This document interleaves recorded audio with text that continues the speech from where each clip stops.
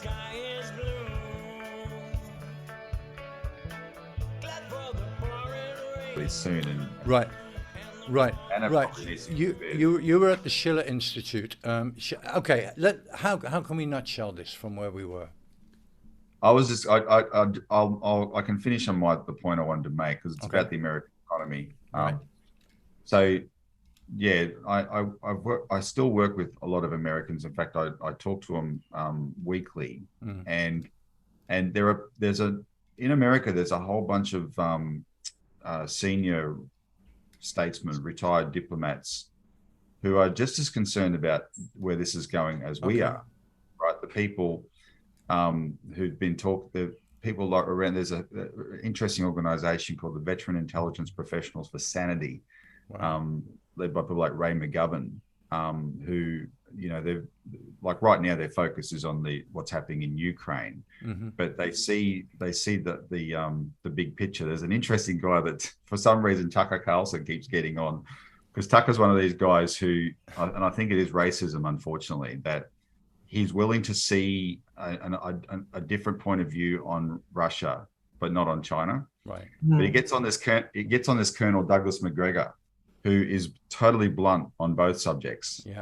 And so you see these voices, but to me, the insight I have is what America is in denial about, or the Washington blob, as it's known.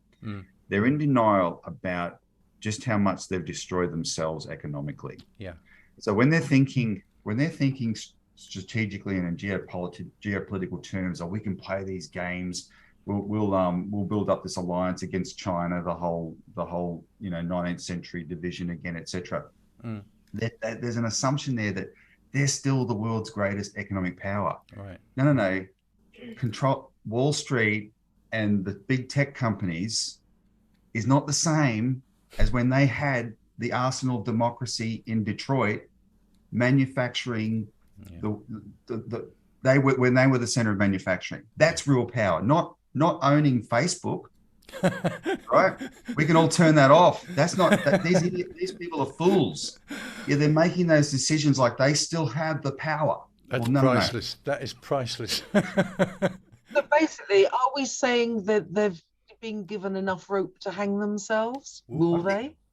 Well, they cannot. They're writing checks they cannot cash. Bang. And they're assuming certain things. These people are so brainwashed into their capitalist ideology.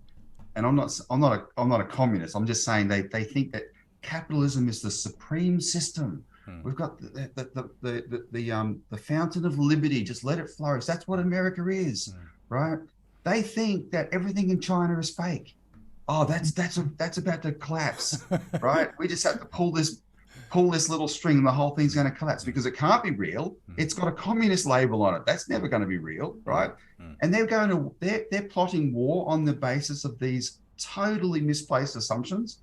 They will end up destroying themselves. And I think the rest of the world, that we use the map where you've got all the countries that condemned Russia, because we were told, the world has condemned Russia. Yeah. Oh, really? You've got a white little bit up here in Europe, you've got North America, and you've got Australia and New Zealand. That's not the world, people. 75% have gone the other way, because that's the 75% that's doing deals with China, 140 countries in the Belt and Road, right? That's the real world. And I think that fight is already almost over.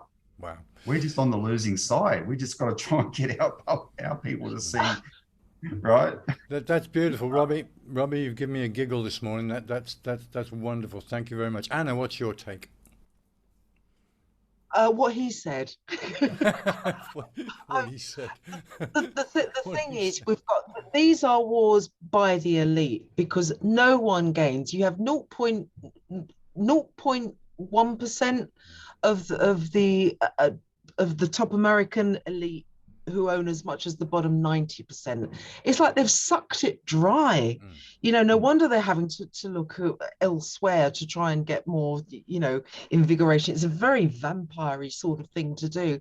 But you look at those tent cities, you know, the whole fabric, everything falling apart in America. And the shame is that there's no left leadership. I don't know what's going on. If the most progressive person there is somebody like, you know, Bernie Sanders, what chance do they have? I'm waiting for the American people who suffered. We almost saw a bit of that with Black Lives Matter before the media did a hit job on that as well. But I think unless the working class, you know, can organise to defend themselves, they're lost. And of course, Priti Patel here has been busy, right, you know, changing all the laws so that basically the state can get really heavy if people start to defend themselves. I'm gonna go with Robbie on this one. It will eat itself. It's long overdue for implosion. So, you know. But we're, as you know, Robbie and I are in, unfortunately, here. God, you're so lucky, Barrie. You are. Well, you know, like I say, 2014, and I just thought, that's it, I'm out, and I've never looked back, and I'll never go back. So. What's the division around the US dollar though?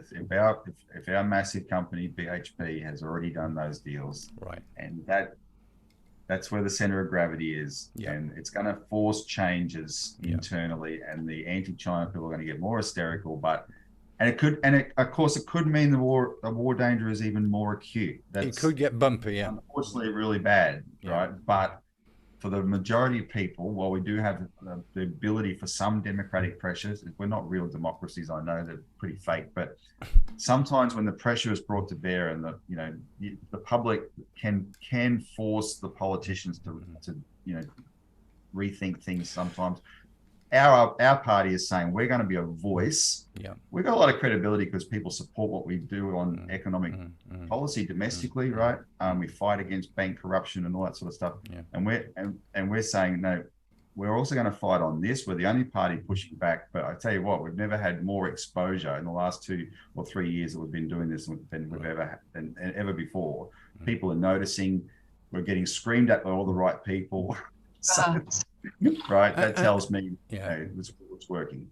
And as you say, Robbie, there are still people with some common sense in the higher echelons. They might be in the back room, they might be in the background, but there are still some people who not everyone's still yeah.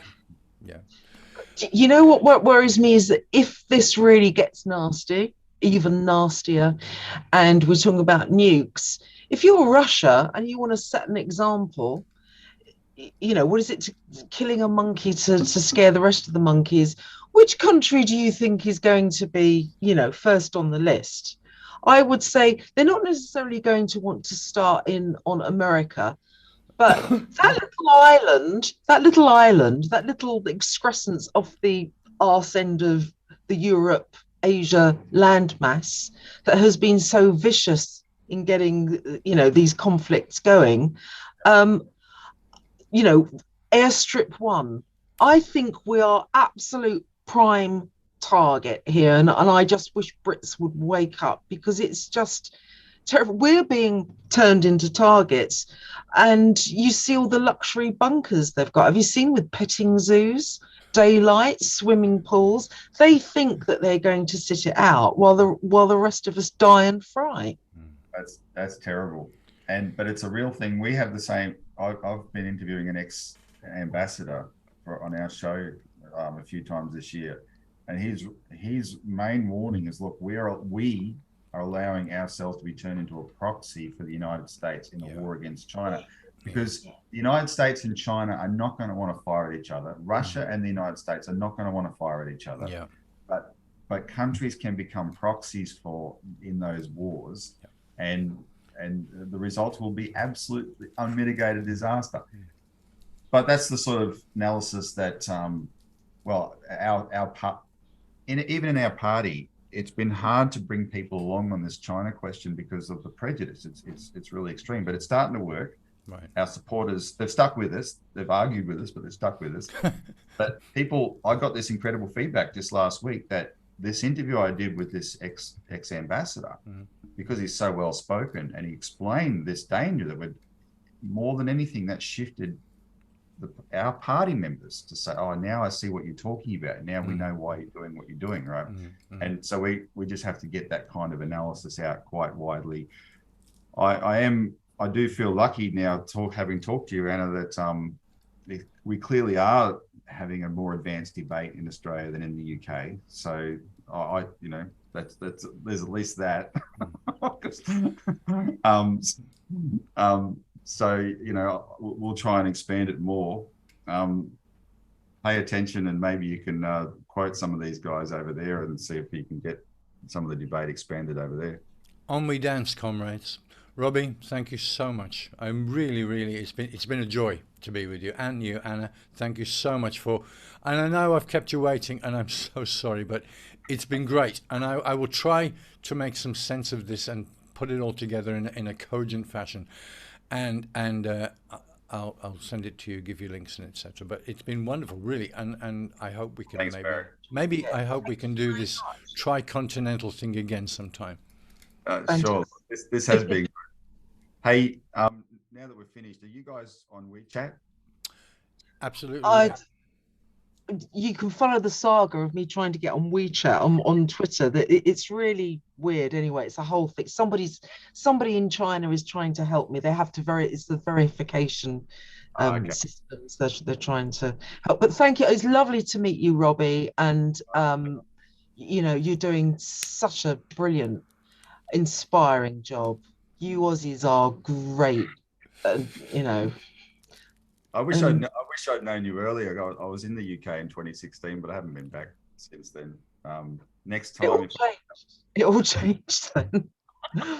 No, it'll be lovely to meet. One day we will all meet. I hope. Might all meet in China the way it's going.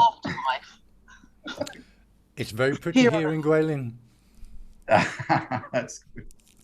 And I'm going to send you guys the link to my long piece, my account of being in the British left. Please, no, I wish I'd been. I remember reading one thing about you by you 2 or 3 years ago, and that was excellent, but I can't remember what it was. That might have been it. I'll send it to you anyway. Please do. Madam Meow, that's your website, hey? What was it? It's Madam Meow blogs. It's in my bio on my Twitter. Well, in the meantime, we'll just stay in touch on Twitter messages. Fantastic. Thank you, and good luck, and keep it up. On we dance, comrades. Robbie, thanks, man. Thank you. Bye. Bye. Sleep tight.